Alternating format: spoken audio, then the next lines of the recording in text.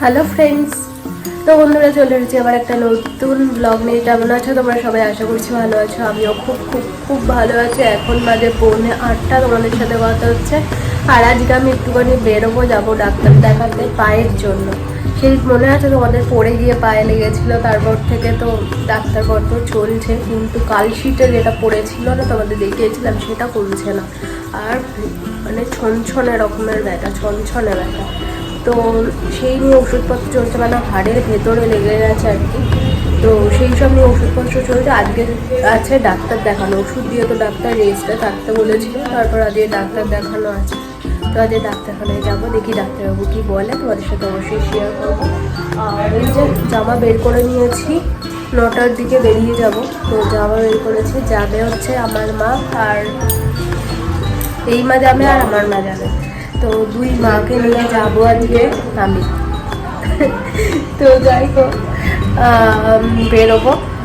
বাবি এখনো যায়, বেরোয়নি। বাবি বেরিয়ে গেলে আমরা বেরিয়ে যাব। স্নান সকালে করেছি একবার, মাথাটা ভেজাইনি, কারণ ওই ড্রায়ার দিতে হবে, আর না তো ওই টপ টপ করে জলটা পড়বে না, ওই জন্য মাথাটা ভেজাইনি। মাথাটা বেলায় যখন স্নান করব তখন আমি স্নান করে নেবো ভালো করে। এখন গাটাকে ধুয়ে নিয়েছি, জামা চেঞ্জ এখনো করিনি, জামাটা চেঞ্জ করে নেবো। জামাটা এত বড় হয়েছিল, পরে দেখলাম এত বড় ছিল জামাটা।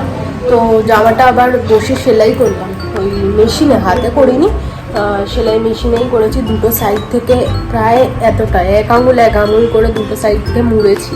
মুড়ার পরে এমন গুটিয়ে গুটিয়ে রয়েছে, মনে হচ্ছে এর থেকে ছোটো সাইজের জামা কিনলেই ভালো হতো, কিন্তু ওই পরে যদি আবার মোটা হয়ে যায় এইসব কথা চিন্তা ভাবনা করে তো কিনেই নিয়েছি। তো তাও এই সাইজটা হচ্ছে 42।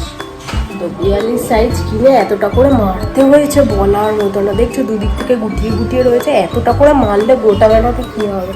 তো যাই হোক, পরবো, পরে তোমাদের দেখাবো কেমন লাগছে। নতুন জামা ভেবেছিলাম দুর্গাপূজায় ভাঙবো, তারপরে মনে হলো না, এতদিন পরে থাকলে আমার কেমন একটা চোখের কষ্ট হয় নতুন জামা কাপড় পরে থাকলে। তো চোখকে কষ্ট দিয়ে লাভ নেই। আর ভিডিওটাও বেশি বড় করব না, কারণ হচ্ছে আমি যাব আমার বাড়িতে, ডাক্তার দেখিয়ে সোজা ওখান থেকে মায়ের সাথে চলে যাবো আমার বাড়িতে। কারণ শান্তুর সাথে অনেক দিন যাবতেই পা পা পা পা করে এত মানে পুরোপুরি রেস্টে থাকতে বলেছিল, পায়ের অবস্থা খারাপ ছিল।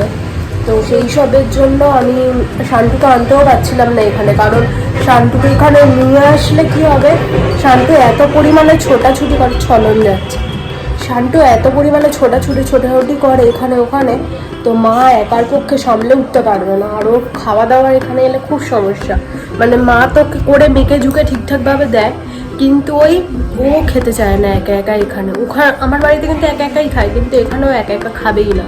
ওই সব কথা চিন্তা ভাবনা করে আমাকে সেই সিঁড়ি দিয়ে ওপর নিচ করতে হতো, আর এই পায়ের অবস্থা নিয়ে। তো ওই জন্য হচ্ছে যে আমি আনিনি। আর অনেক দিন যাবো তোকে ছেড়ে আছি, আমার নিজেরও মন খারাপ লাগছে, ভাবির তো মন খারাপই।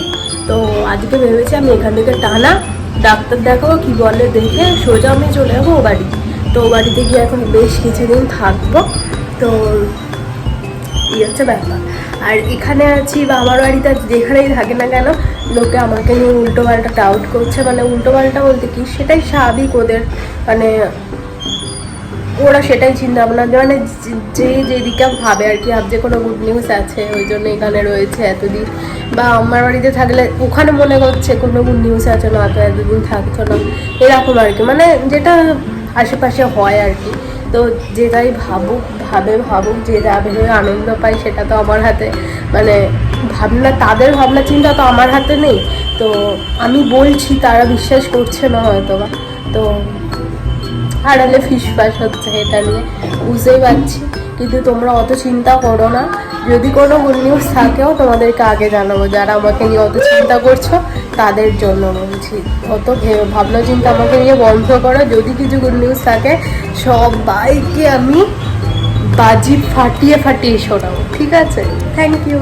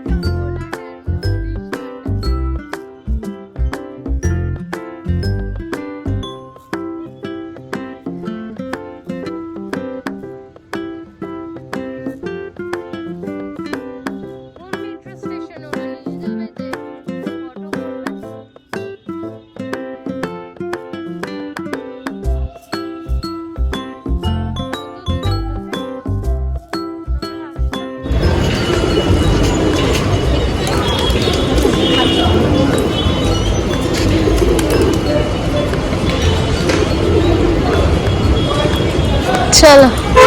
সামান্য ব্যাপার, পয়সার জন্য একজন গরমটা বেশি।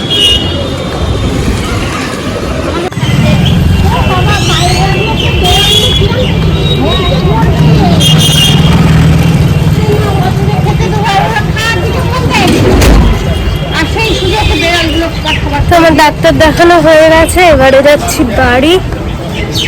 তো এবারে নিউ গড়িয়ায় ডাক্তার দেখানো ছিল, তো এবারে বাড়ি যাই, তারপরে আমাদের ওনার সাথে কথা হচ্ছে। আর তোমরা শান্টুকে তো অনেকদিন যাবত দেখোনি, তো বাড়ি গিয়ে শান্টুর সাথে দেখা করাবো তোমাদের, ঠিক আছে? চল।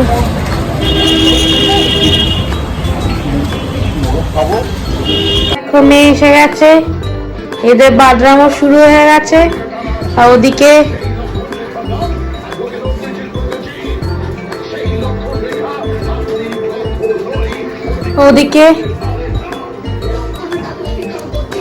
আমার চা আনা হয়ে গেছে। আমি এলো যেই আমার ফরমাস শুরু হয়ে গেল, এই কর সেই কর ওই কর।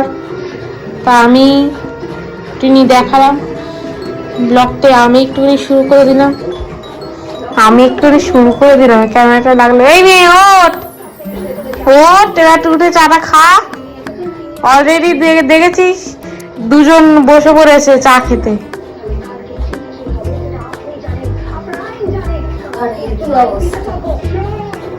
ওর তো খাওয়া হয়ে গেছে বিস্কুট।